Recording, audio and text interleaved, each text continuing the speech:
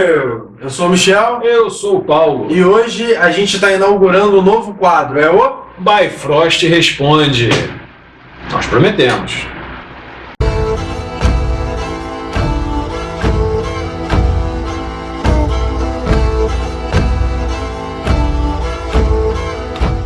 Fala pessoal, estamos aí mais uma vez, né, para trazer aí o nosso programinha semanal.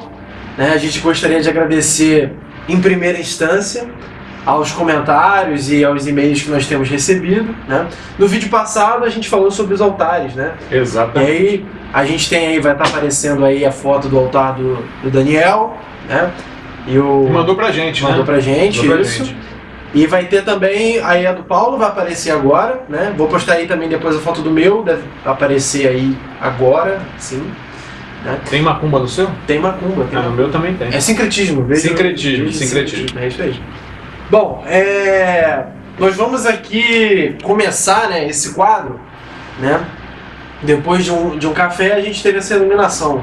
Né? Que a gente, na verdade, né, tinha conversado no programa anterior que a gente estava aceitando sugestões de vocês, que vocês iriam definir qual era o tema do próximo Bifrost. Só que foram tantas ideias legais, né, Michel, que a gente resolveu, né, não fazer um programa para cada ideia, mas um programa respondendo, conversando e falando um pouquinho sobre cada uma das sugestões mais interessantes aí que surgiram para a gente. E a partir daí, claro, pensar depois outros programas. E claro, também como promessa é dívida, os temas que nós sorteamos e as pessoas que nós sorteamos vão fazer jus aí ao nosso brindezinho, que depois nós vamos contar para você, que é um vale desconto especial da Loja da Mai. Aqui já tem até alguns produtos, né? Para fazer aquele merchan legal. Isso aí, ó, né? Torque. Tem Torque, tem cota de malha, né? Tudo feito em casa. Horn. Esse Drink Horn aqui é um chaveirinho, cara. Eu tô encantado com isso aqui. É bom para dar para criança. Pra botar Dolly, né? Botar Dolly para ele fazer. Já vai inserir ela no mundo da maldade. Ou da bondade, né? Ou da bondade. Vai saber. Bom, vamos começar então? Qual que é o primeiro aí?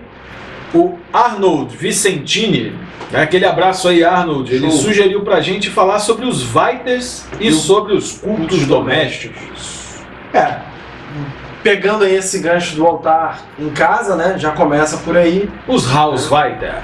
Sempre tem aquela coisinha que tu perde, né, em casa. Tipo aquela moedinha... Tipo microfone. Microfone, a gente tá com uma tecnologia nova experimental aqui. Acabou de perder ela. Da NASA. Não, tá funcionando. Deixa aí. Mas enfim...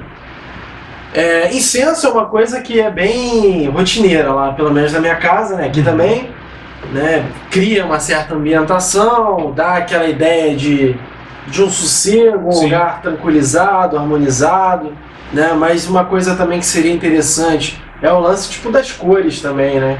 As cores da tua casa, as coisas que você pendura, bem como a decoração, tudo isso eu acho que gera uma certa harmonia, né?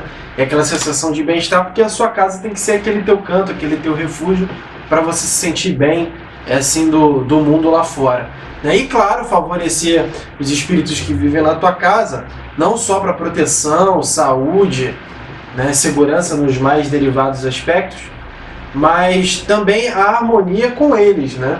É verdade. Muitos vão morar lá, outros já moravam por aí. E assim, nós somos energia, né? O mais importante é você primeiro definir o local onde vai ficar o altar, né? O seu altar para o culto doméstico. O altar, gente, ele é um local que assim, não é para exibicionismo. Então ele não é para ser colocado na frente da tua casa, no local onde as pessoas circulem, coloquem a mão. Sabe, você pode ser pagão, mostrar que é pagão, mas de outras maneiras. Isso é uma coisa sagrada, uma coisa mais restrita, é onde tem o teu poder e a tua concentração. Então, num ambiente mais reservado, e claro, alguns conselhos principais. Coloca no lugar mais reservado da tua casa, um local onde você possa fazer a tua meditação, onde você possa acender uma vela com segurança, aonde você possa meditar com tranquilidade, né? Um local onde você se sinta realmente bem. Não vai colocar isso na tua área de serviço onde tu bota lixo perto, né? Tem gente que, poxa, eu vou botar na minha área de serviço, lá tá uma lixeira. Sabe, esses cuidados básicos, não vai botar dentro do banheiro, enfim, vai botar num lugarzinho bem acessível. Cuidado que se você vai mexer com incenso, com velas, não vai botar ele dentro do teu armário ou no local onde você não tem perto de cortina. Esses são os dados assim mais básicos de segurança mesmo, tá? E precisa também usar capacete para poder... Sim, sem sombra de dúvida.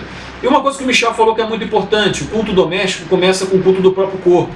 É a harmonia da tua cabeça, a limpeza do teu corpo, a limpeza da tua mente. Não adianta um altar bonito com o coração cheio aí de rancor, de amargura, de coisa errada. De angústia. De angústia. Acho que é o maior veneno da alma. Não adianta tu sair por aí fazendo um monte de coisa errada e chegar aqui e se apresentar diante dos deuses de uma maneira assim, ritualística, achando que vai conseguir alguma coisa. Isso aí... ficar olhando pra tua cara, filho da puta, né? Acha que eu não sei, né? Então, a primeira coisa é isso. E outra, a tua casa, como o Michel falou, é teu refúgio. Então, o altar, não adianta o altar limpo e organizado, é a tua casa que é dos pedaços, suja, imunda, desorganizada, caótica. Porque a harmonia do altar tem que ser o reflexo da harmonia da tua vida. Montagem do altar. No paganismo, gente, não tem uma regra do que você tem que botar ou deixar de botar no altar. Tá? Isso é até bom, porque evita, né, a gente ficar com esse tipo de receitinha de tem que ter a estatuazinha assim, assim, assado, enfim. A toalhinha assim. Toalhinha assim, assado. Acho que o limite é a tua criatividade, né? E o quão você quer, assim, de uma maneira singela, né? Naquela simplicidade e tal, agradar, seja os seus ancestrais, os próprios espíritos que vivem ali, né? E os deuses também, claro. É claro que assim, você não pode pagar de humildão para poder compensar a tua preguiça de fazer um negócio legal. Sim. Mas você assim, olha, não dá agora para comprar aí uma estatueta, né? Porque a situação tá difícil, né? Mas aí também não tem os dons para poder fazer uma com, sei lá, uma argila ou madeira, pedra, sabão, alguma coisa. Mas sei lá, você pode a princípio tentar ver uma representação divinatória, imprimir e aí você coloca num quadrinho legal para começar e tal. Se aquilo, óbvio, te fizer bem, você achar que aquilo vai te trazer uma energia legal, porque tudo também vai da tua fé, né? O meu, por exemplo, não tem. Eu não coloco imagem nenhuma. No meu altar, que vocês viram, o que tem nele? Eu guardo meus oráculos, guardo meu pêndulo, eu coloco ali as oferendas que eu faço, que eu uso meu altar muito para fazer um brinde aos deuses. Eu ofereço também essa bebida aos deuses, aos meus ancestrais, aos meus espíritos domésticos. Enfim, eu monto meu altar assim, gosto de fazer a minha combinação de runas ali. Às vezes coloco ali também, como uma espécie de oferta, algumas ervas, eu boto louro, eu boto alecrim, eu boto... Enfim, vai de cada um aquilo que dá vontade. O que não pode faltar, assim, é o básico, é sempre aquele lugarzinho para você botar uma vela, porque a chama é algo primitivo da espécie humana, né? O fogo primordial é algo que sempre nos mobiliza, nos dá até aquela ideia de meditar, daquela pacificação no espírito. O incenso, que é também algo também bastante interessante, bastante utilizado. De resto, gente, é com vocês. Eu guardo, por exemplo, as minhas runas também. Fazer também a manutenção. Você fazer a manutenção. Limpar direitinho, né? A poeirinha que o incenso acumula e tudo mais, tem que limpar. Também não adianta deixar o negócio lá caindo aos pedaços, né? E como é que é o culto, gente? O culto no lar, né? O culto é você se sentir da maneira que você se sente, não tem uma regra. Eu não tenho que terça-feira eu tenho que rezar para Tyr, quarta-feira eu tenho que rezar para Odin, quinta-feira eu tenho que rezar para Thor, sexta-feira eu tenho que rezar para Frigga. Sim, não rezei para Frigga nessa sexta.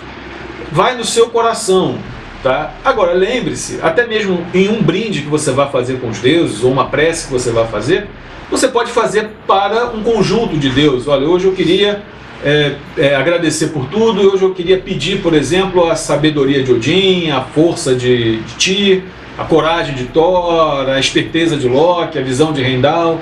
E você pode ir fazendo esse conjunto de preces, de combinações. Ou se sentir, eu só quero hoje fazer uma prece a Odin, ou eu não quero fazer prece a nenhum dos Aesir e Vanir. Hoje eu quero me dirigir aos espíritos da minha casa, quero fazer aqui um ritual de purificação, de contato com os espíritos da minha casa. E também não pode esquecer, não só casa em si, mas assim, faz parte da casa também, né? Por exemplo, se você tiver um jardim, você cuida desse jardim e tal, também faz parte da tua casa, né? Aí são os Landsvaita. A samambaia da avó, né? Samambaia da avó. Ela voltou com força total. Os Landsvaita, gente, é aquela coisa.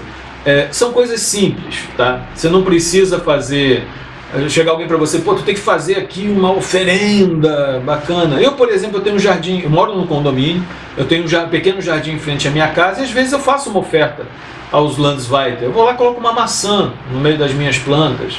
Eu faço uma oferta qualquer, ou eu vou fazer um brinde, boto um pouquinho da cerveja, do hidromel, ou do que eu estiver bebendo, às vezes até um mate, seja lá o que for, ou água, também, não importa. O importante é você fazer a tua oferta. E claro, para os Landesweiter, não adianta você botar isso dentro do teu altar doméstico, né? Mas recomendável que você faça isso na natureza. Vamos pro próximo? O próximo. A Stephanie Sávia. Filhos dos deuses. E outros deuses, né? Que a gente não fala. Não são tão conhecidos. Quando você se sente assim, que tem um balacobaco, tem uma afinidade assim com algum deus específico, né? Você meio que torna ele assim, meio que talvez teu patrono, vamos colocar assim, né? Um deus ou uma deusa, né? Enfim. E você começa a trabalhar com aquilo e tal, rola um pouco de arquétipo nisso, sim, né? E assim, 2 pontos que eu quero destacar nessa questão aqui levantada pela Stephanie. Primeiro, é um pouquinho de bom senso, né? Porque você não vai sair por aí também exagerando, né? O cara vai lá, bate com a cabeça no teto, né? E tá lá já mudando o nome nas redes sociais, né? Meu nome é Sigurdsson, moro em São Gonçalo. Porra, não dá, né? Abraço, galera de São Gonçalo. Meu nome é Ragnar Thorson, moro em Capão Redondo. Porra. Abraço, galera do Capão Redondo. Então, vamos ter um pouquinho de bom senso, né? Seu nome é Washington mesmo e... Pode continuar. Pode continuar o Washington mesmo. E teu pai aí, sei lá, é o Francisco, você não vai botar Francisco Som, né? Mas, pô, dá um abraço no teu pai lá também, porque, pô, o cara... Também é filho de Odin. Também é filho de Odin, né, cara? Não pode botar Washington Francisco Som, né? Mas, enfim, vamos manter um bom senso, né, galera? A gente também não tá no seriado aqui. Mas, assim, tirando isso, né, a parte que eu queria destacar, assim, um pouco mais séria, né, a plateia tá rindo aqui, mas essa questão de você meio que, assim, se tornar um afilhado ou uma afilhada de um deus ou de uma deusa, eu acho isso que chega um momento no teu caminho que você realmente vai se sentir sentir uma certa afinidade com alguma deidade. Eu, por exemplo, bom, a gente deu uma breve pausa aqui para poder... E chegou uma presença divina aqui e trouxe mais cerveja. Então vamos fazer um brinde aqui, né? Bom, eu, por exemplo, como eu estava falando, né? Eu sinto uma afinidade muito grande com New Orleans, pelo lugar onde eu nasci, o lugar que eu fui criado, essa minha ligação com o mar, né? Tenho inclusive um voto pessoal de não comer nada que venha do mar, né? Apesar de que ele é bem cultuado por pescadores, né? Sempre teve essa questão, mas como a gente vive numa doideira assim de pesca predatória e tal, eu, sei lá, senti assim que pra mim eu não fazer parte disso e, na verdade, ajudar a melhorar esse espaço, né, principalmente com a questão de lixo que o pessoal joga em praia. Enfim, esse é o meu meio de compensar nesse plano, né, fisicamente, nesse plano, o que nós mesmos acabamos por interferir, né? Não sei, é uma coisa um pouco minha, assim, uma coisa que eu criei meio que comigo mesmo, e eu gosto disso, de ser assim e tal. Fora, assim, os cultos que eu realmente vou prestar, a oferenda que eu deixo, né, a bebida, a comida, né, o banho de mar que eu tomo, né, pular 7 dias no Réveillon, tá valendo? Tá valendo, pô, tá valendo, deixa valer, agora vai, pula 7 dias pra New York. Eu tenho uma ligação mais especial com Odin, mas veja, como a Stephanie falou, filhos dos deuses ou deuses pouco conhecidos, né? Eu, por exemplo, eu gosto muito, tenho uma afinidade, votos pessoais com Odin, mas eu sou também um profundo admirador de Kvasir. Tem uma identificação, tem uma ligação sobre a questão da palavra, da bela letra, do pensamento, do estudo. Então, mais ou menos, eu acabo me apadrinhando ou me chegando a essas duas divindades. Agora, tem várias outras também, pouco conhecidas, os filhos dos deuses com outros semideuses ou gigantes, o que é muito comum, e que, na verdade, assim, como é que isso funciona? Você tem que prestar culto para todos eles? Não necessariamente. Você imagina se todo o panteão asteca, maia, inca, ou qualquer outra civilização, se o panteão completo deles tivesse que ser adorado de uma vez só. Não ia dar tempo nem para plantar. Nem para plantar a oferenda que você vai botar, né? Então, procura conhecer cada um deles de uma maneira e ver se você se identifica com a sua história, com as suas lendas, com as suas tradições, enfim, com aquilo que faz parte do epos ou da composição da história e dos feitos daquela deidade, tá? Agora, uma que me chama muita atenção, Michel, também, que é pouco falado, são as Nornas. Né? As Nornas, como nós as conhecemos, os romanos as conhecem como Parcas, e os gregos as conhecem como... Qual é o nome delas? Esqueci. Eu também. Moiras. E vem um súbito de iluminação. É a vela. É a vela. Moiras. Ou as Parcas romanas, ou as nossas Nornas.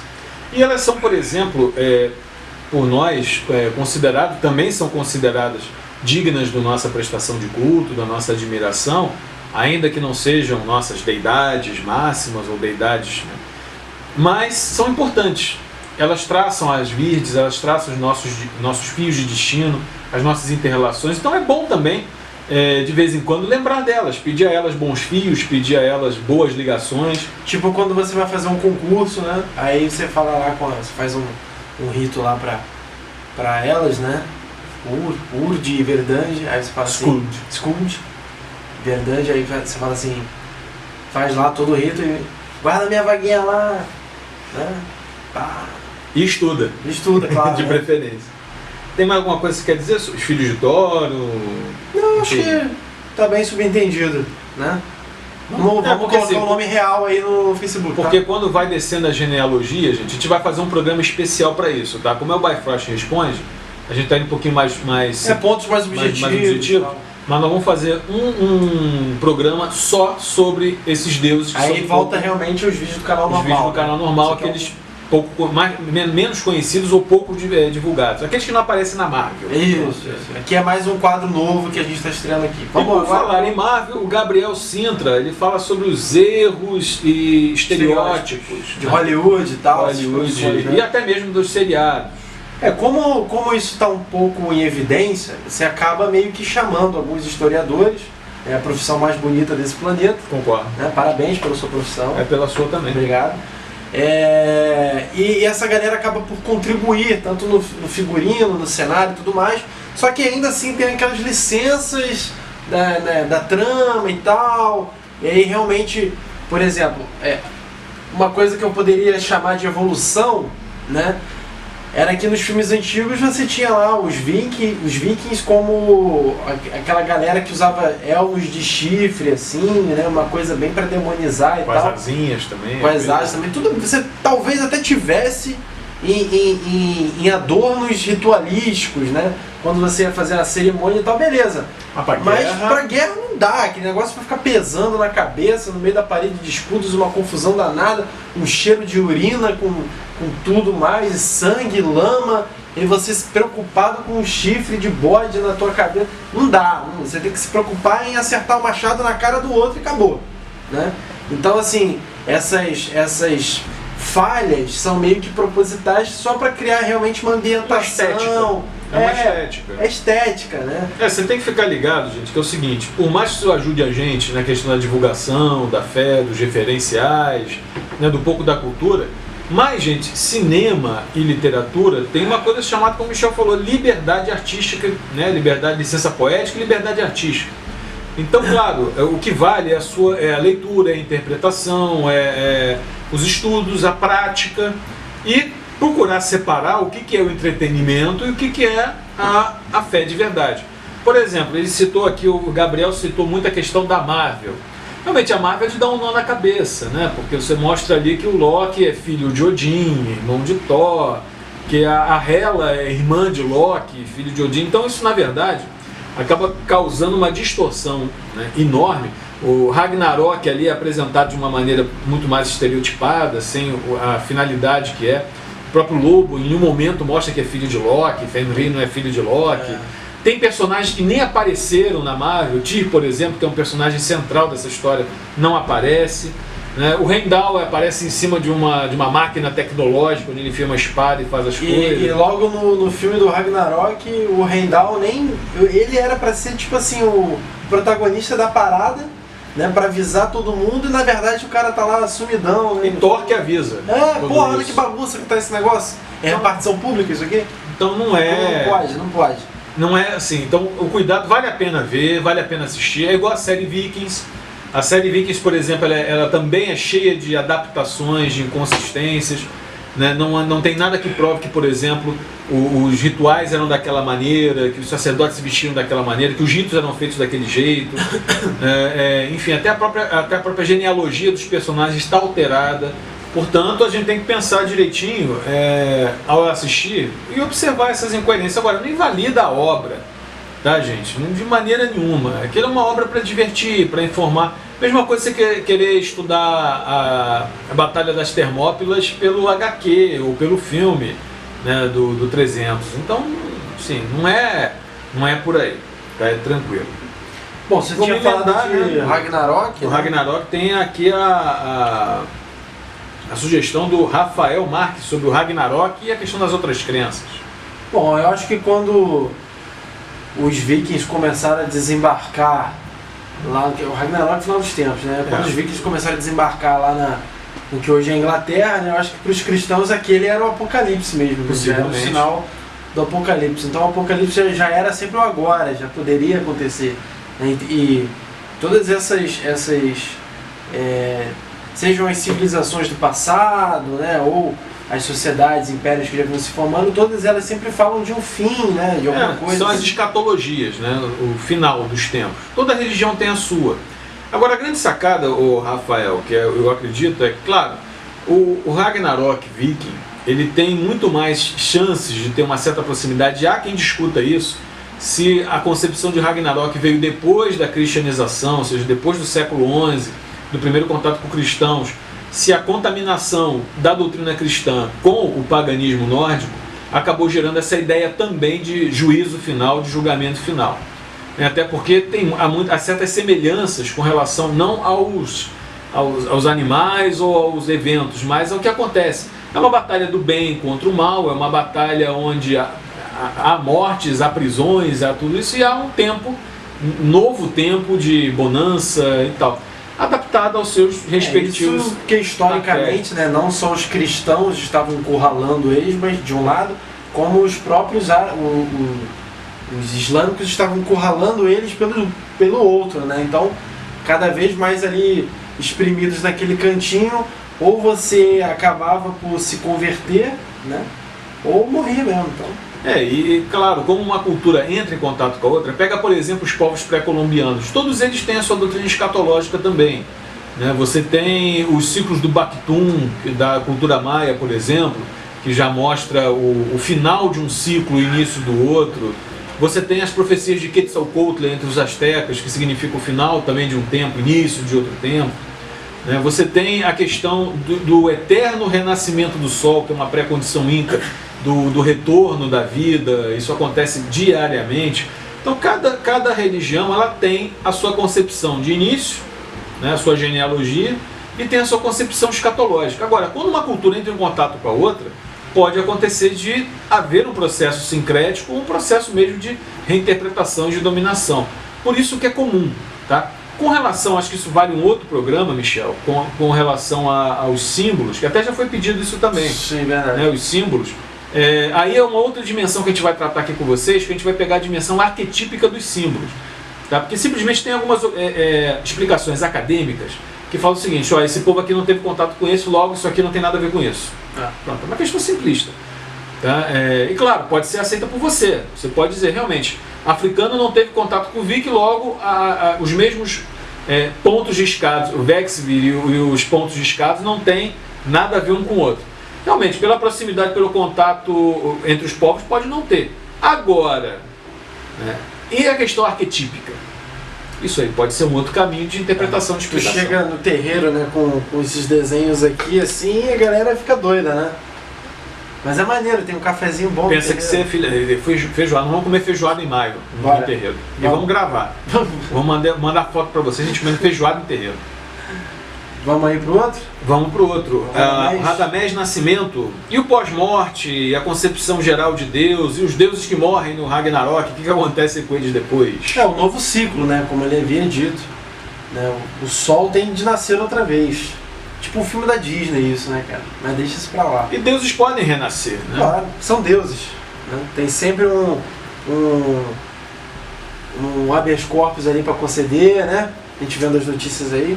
É um outro tipo de morte, na verdade. É uma morte na qual eles podem recuperar a sua energia vital e retornar.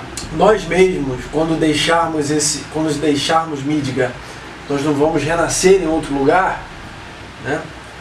Sim, tem gente que quer ir lá pro Valhalla. Eu particularmente não quero. Deixa Uma pergunta lá. que ele fez também. Vai todo mundo pro Valhalla? Não, eu quero ir pra Vanaheim, cara. Ficar lá tranquilão, cuidando de um campinho maneiro, um trigo, fazer um pão, uma cerveja. Me deixa quietinho lá. Não vou incomodar ninguém. Não precisa ficar guerreando todo dia de manhã, almoça, Valhalla, morre. Não, já trabalha, a gente já é professor aqui, já trabalha pra caramba. Rala, né? Valhalla. Valhalla, já rala aqui. Já rala aqui, vai pro Valhalla pra... Me dá uma folga, pô. Né? Deixa lá em Vanaheim, quietinho, sem brigar com ninguém, né? Agora, entendo que é o seguinte, as concepções dos 9 mundos, os salões, todos eles são locais que possivelmente nós vamos parar, de acordo também com as nossas preferências, com as nossas condutas, com a nossa vida, a maneira como qual nós nos identificamos com os deuses. Gente, isso é a mesma coisa. Os cristãos têm nas escrituras dizendo: há muitas moradas na casa do meu pai. O que significa isso? Né? Possivelmente há muitos lugares para diferentes tipos de pessoas, diferentes níveis de graus, né? Diferentes níveis e graus da fé, do envolvimento. A mesma coisa com a gente. Né? Uns podem parar lá com Hela, outros vão para Vanaheim, outros, imaginem, vão para Valhalla e vários outros lugares. A grande questão é, também, pessoal, essas questões são alegorias. Tá? São grandes alegorias cujos mistérios nós vamos descobrir. Se você vai para Valhalla e vai ficar lá guerreando, bebendo cerveja, comendo, morrendo e guerreando de novo, renascendo e guerreando todo dia, isso é uma coisa que a gente vai descobrir, gente. Né? E qual é o sentido disso? Que batalhas são essas? Que são batalhas realmente concretas ou são outras batalhas? Também não precisa ficar querendo apressar, né? Ou a gente volta para cá, por exemplo, para guerrear as guerras do cotidiano, para ajudar. Enfim, gente, isso aí é de uma amplitude, pelo menos para nós que somos mais universalistas, isso é de uma amplitude enorme. Se for tomado ao pé da letra, quando você morrer, primeiro, para ir para o Valhalla, você tem que morrer em batalha, de maneira honrosa. Então você tem que arrumar uma batalha aí para você. Você vai lá para a Síria, vai para o Iraque, vai para a Ucrânia e vai morrer em batalha para você ir para o Valhalla. Né? Tem a chance de a Valkyria te olhar lá, te recolher e te levar para lá. Vamos pegar esse bunda rachada aí. Né? Então não tem assim, esse lance de você interpretar o pé da letra, se não for o pé da letra não serve muito para quem é da fé. Né? Que o resto tudo morreu de uma... Você foi atropelado, você morreu de doença, você vai pra Hela. Aí sempre tem um desgraçado pra falar: ah, tadinho, descansou, né? Pô, não descansou, cara, queria estar vivo e morreu, pô. Não... Enfim, tem vários lugares para onde você vai, e como isso será, gente, nós vamos descobrir. Tá? Agora, acho que é isso. A concepção de Deus geral, gente, nossa concepção ela é deísta, tá? Ela trabalha com as divindades. Essas divindades foram criadas. Você tem um mito primordial da criação. Esse mito, essa história primordial da criação, ela mostra que há uma inteligência maior, superior. Acho que isso é que quer dizer, né, propriamente dita, essa interpretação. Existe algo muito grande que proporcionou que houvesse vida, de tal maneira que temos pelo menos 9 grandes reinos povoados, pelo menos que a gente conhece, povoados dessa vida, dessa essência original. Agora, nós não temos, como os cristãos, como os judeus, como os muçulmanos, uma ideia de um Deus personificado ou que seja maior do que todos eles, mas ao mesmo tempo é intangível, impronunciável. Não, a nossa relação é mais direta com divindades e criaturas. Então, nós temos essa concepção de energia. Acho que o que mais chega perto, Michel, é essa questão mesmo do George Lucas, né, do Star Wars, essa ideia da força, da energia. É pensamento positivo. Pensamento positivo, do primordial. A partir daí, gente, a nossa relação é com divindades e é com seres primordiais, elfos, gigantes e por aí vai. Pega um gancho nisso aí para falar do nosso último tópico aqui. Isso, do Gleison Firefox. Eu uso o Google Chrome. A parte prática do culto. Parte prática do culto, Bom, não tem como a gente sair daqui agora e fazer aí aqui no condomínio aqui do Paulo, no jardim pagão dele. Vai dar ruim. Vai assustar as pessoas. Mas assim, é uma coisa porque estamos gravando no sábado de Aleluia, né? Imagina. A galera tá pregadona aí, pô. Vai pensar que a gente tá fazendo algum ritual, né? Enfim. Mas enfim, o lance da parte prática, né? Uma coisa que a gente até conversou hoje, mas a gente sempre meio que brinca disso, né? Certas coisas, assim, o mundo mudou, né, gente? Século XXI, o mundo mudou, né? A religião que se pensava ter realmente morrido não morreu, ela renasce lá nos idos de 60, né, com os Sven-Bjorn e tal.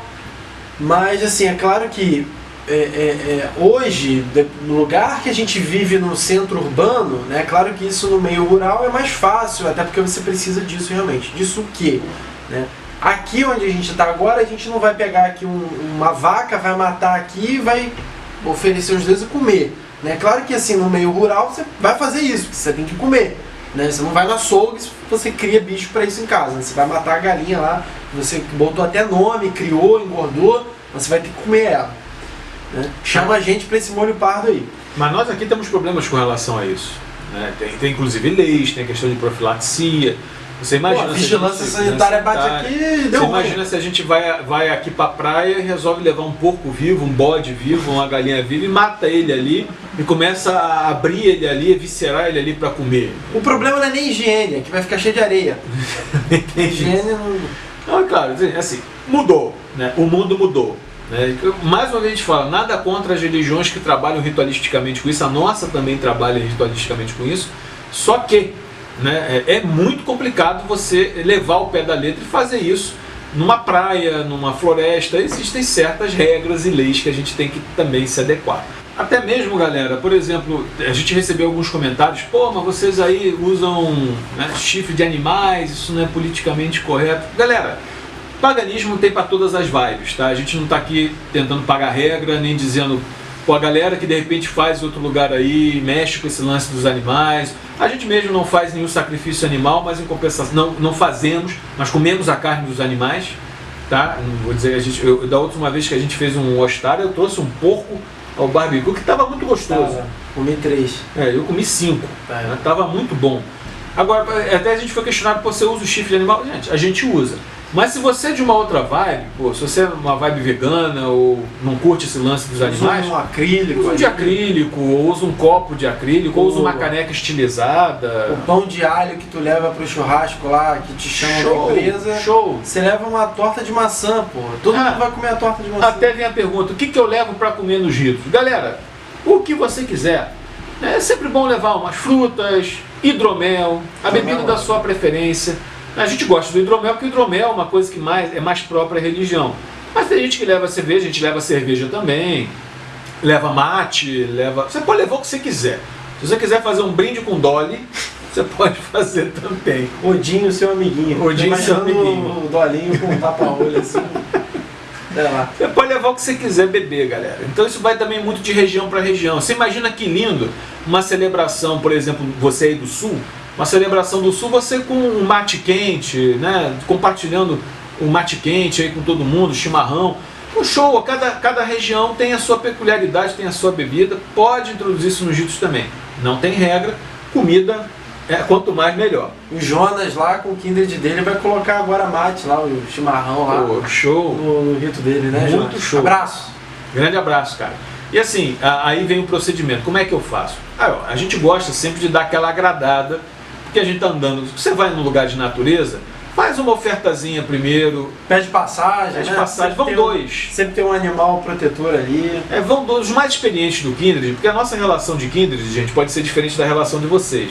A gente tem o Michel aí que está na liderança do nosso Kindred, mas ele tem uma relação bastante horizontal com a gente também. Então não sei se isso é em todos os Kindreds, de repente no seu há uma hierarquização, uma segmentação um pouco maior, mas digamos, quem tem mais experiência na fé ou sente que tem um desejo, uma habilidade para isso, vão as duas pessoas primeiros ali, ou uma pessoa primeiro, faz a abertura do caminho, deixa ali a sua oferenda para os Landsweiter. Quem se sentir mais à vontade, deixa a oferenda logo para Loki ali também, para evitar uma surpresinha, né? Uma zoeirinha, aquele cocô de albatroz, né? Para ninguém torcer o pé na trilha. Ninguém torcer o pé na trilha e tal. E pede, tá? Dentro também, faça a sua oferenda e peça a Heimdall que olhe por tudo ali, ou que alguém procure se conectar a ele e observe o que está acontecendo, se vê alguma energia estranha, porque, gente, os ritos são abertos. A gente mesmo nos nossos ritos já teve algumas dores de cabeça, né, que às vezes o cara vai lá, a pessoa vai lá e não está na mesma sintonia da fé, né, e acha que aquilo ali é clube, né, ou é um momento de comer, de beber e de zoar. Mas aí a gente joga a maldição, fica no 1 a 1. Aí a pessoa depois sai toda estrupiada, não sabe o que aconteceu. Mas enfim, acontece, é bom alguém ficar de olho até para dar um toque, só olha, vi fulano ali, o fulano ali não tá legal, tá acontecendo isso, não tá na mesma... E a gente acaba interferindo para que a coisa flua. Depois disso, gente, a gente costuma fazer os brindes. Sim. Os brindes são importantes e é bom que se faça isso em círculo. Tá? Por que em círculo? Porque é uma coisa que todo mundo pode olhar, todo mundo, não tem nada pitagórico ou cabalístico, ou seja lá o que for nessa história não. Então faz um círculo junto às pessoas próximas umas às outras. É uma energia que flui, né? Uma energia que flui. Legal, né? legal. E cada pessoa enche o seu drink horn, enche o seu copo, faz o seu brinde, a sua dedicatória. Tem a sua vez de falar, né? Tenha seu tempo, fale da maneira ainda que você tem dificuldade para falar, fale de uma maneira que você acha que tem que ser dito, tenha seu tempo. Claro que você não vai assim, falar 3 palavras, mas você também não precisa ficar discursando ali 1 hora, né? Porque assim, todo mundo está querendo logo beber e está ficando com a perna cansada. Mas tome seu tempo, organize as palavras, né? Para fazer o negócio direitinho e tal. O que eu falo? Agradece, dedica, pede. Né? Enfim, aí você joga um pouquinho da bebida, devolve um pouquinho da bebida, da essência para a natureza, e o resto fazemos o brinde, todo mundo bebe. E aí oferece a um Deus específico, honra teus ancestrais. Feito. Essa é a primeira rodada. Agora, depois disso, nós costumamos fazer práticas meditativas. Né? É bom. O que é bom. Entre uma coisa e outra, gente, dá uma pausa para todo mundo comer. Ir no banheiro, para ninguém levantar do nada. O que é legal. E deixa muito à vontade. Tá? Eu acho que isso é basicamente uma ritualística que a gente faz. O resto você pode acrescentar à vontade. Se quiser trocar uma ideia com a gente também, manda um e-mail no comentário. Eu faço assim, gostei da ideia aí que vocês falaram, quero fazer também. E manda ideia também, a gente faz assim, vocês fazem assim também. Né? Manda aí um comentário, a gente assim, responde. O mais importante, galera, assim, você não precisa estar todo mundo trajado, vestido, ter tochas, ter uma...